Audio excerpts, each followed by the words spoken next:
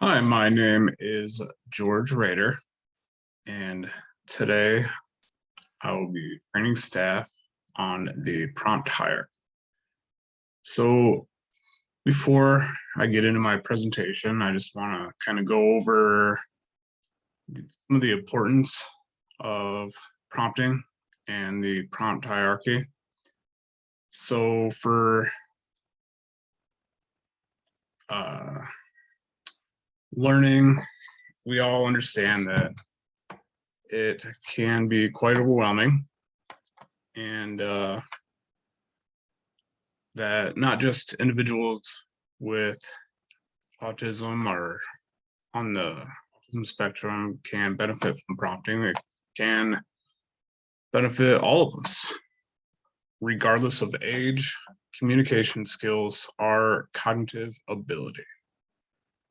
Prompts can be used to assist the user in successfully learning to perform a task.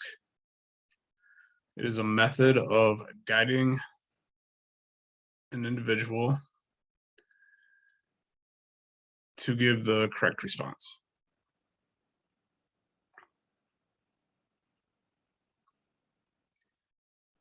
So here I have a visual of the prompt hierarchy, and you can see on the left side, it goes from least to most prompting, and on the right side, there's an arrow going up with the most to least prompting.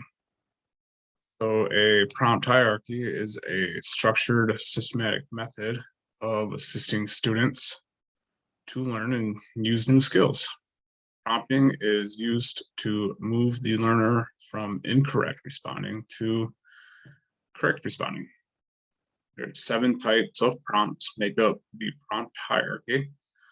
Starting at the top, we have the independent, then we have the visual, the verbal, the gesture, the modeling,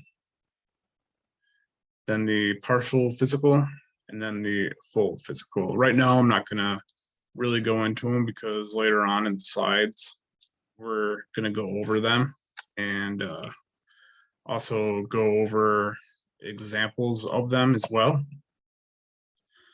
So the type of prompt you should use depends on the individual's level of independence, familiarity with the task, and task itself. Use least intrusive to most intrusive when prompting, but that always isn't the case. For example, if you were teaching an individual to brush their teeth and perhaps they've never used a toothbrush before, if you just hand them a toothbrush, they might not know what to do with it, and they could possibly not understand.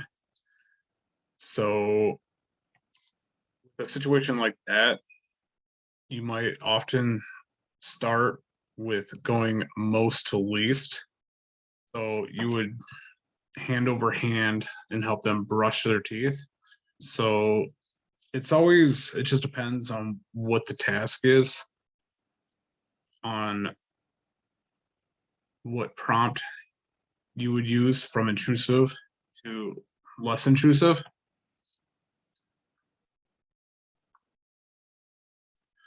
So the prompt comes between the SD, which is the instruction, and the behavior, the response from the client. So I have a visual here. It has the SD, and then the behavior and the consequence reinforcement are correction. So let's say the instruction, I verbally prompt an individual to say hi. So the instruction would be say hi, and the prompt was verbally prompting them to say hi, and the behavior, they say hi. The consequence, they get rewarded with reinforcement.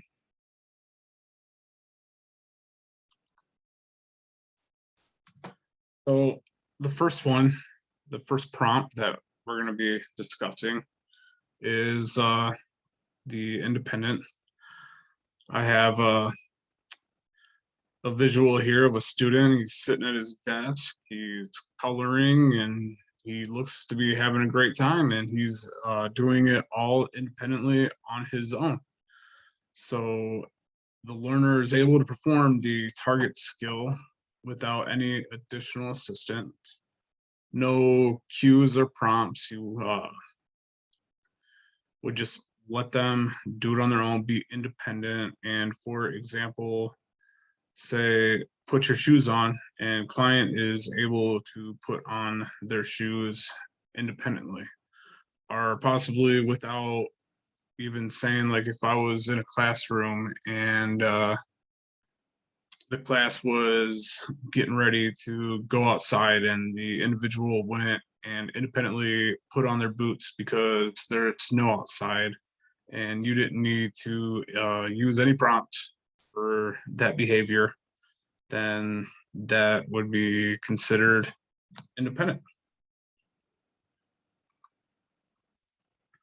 So a visual prompt, as you can see, I have a schedule there. So a visual prompt can be a photograph, illustration, or icon to represent a task. There's different types of visual prompts can be used depending on the individual. So like there's no words, it's visual. You wouldn't say anything to them, they'd be able to see the visual prompt for themselves, so you wouldn't have to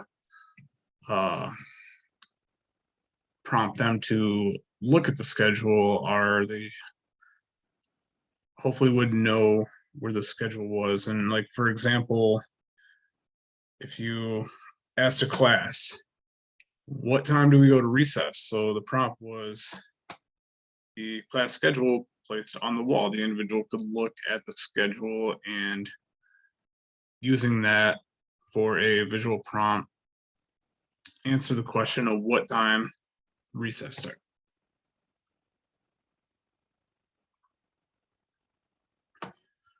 Verbal prompt, we have here a picture of it's somebody talking to another person. You can see the arrow coming from their mouth and directed at the individual and them listening. So instructions are words to direct a person to complete a task. It's the most commonly used prompt. Give verbal hints to what they need to do. And for an example, if I say, raise your hand, the prompt is verbally requesting the student to raise their hand.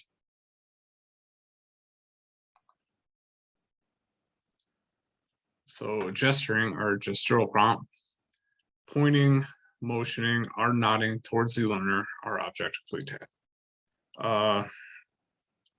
If I'm using this prompt and I'd be using my body language, but no words to direct them. So pointing, nodding head, like if I was using this prompt and I was directing them to, for example, pointing at toys you want them to pick up. I pointed toys, prompting them with the point to pick up the toys, and they go over and pick up.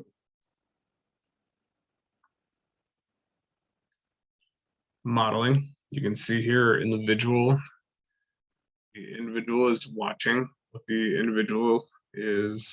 other individual is doing. So modeling is demonstrating the task in person or in video. So what I see a lot at work in the clinic that I work in is a lot of kids like watching the tablets, and those are also beneficial because you can find videos that they could find interesting that they might be more willing to watch for modeling. It's also the secondly most commonly used prompt, and you can verbally say do this, then show them the task, either in person or by video. An example is, let's say, throw the ball. The prompt is throwing the ball to the client, modeling how to throw the ball. A partial physical prompt, you can see the boy here has his arm out and another individual has their hand on their arm. It provides some assistance to guide a client through a task. It's less intrusive than a full physical prompt. And an example would be turn off the water.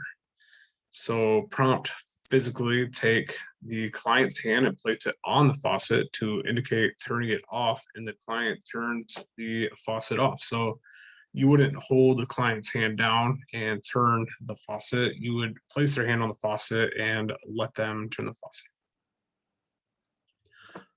Full physical, the most intrusive prompt, is physically guiding the client's hands to complete a task. It's, like I said, the most intrusive prompt. Example, so let's say I say, touch your nose. So the prompt, the physical prompt, the person will, I'd physically, hand over hand, pick their hand up and take the client's hand and help them touch their nose, physically assisting the client from the beginning to the end of the task so that it is completed. Here are my references, and I hope you enjoyed my video and you learned about prompting. Thank you for watching.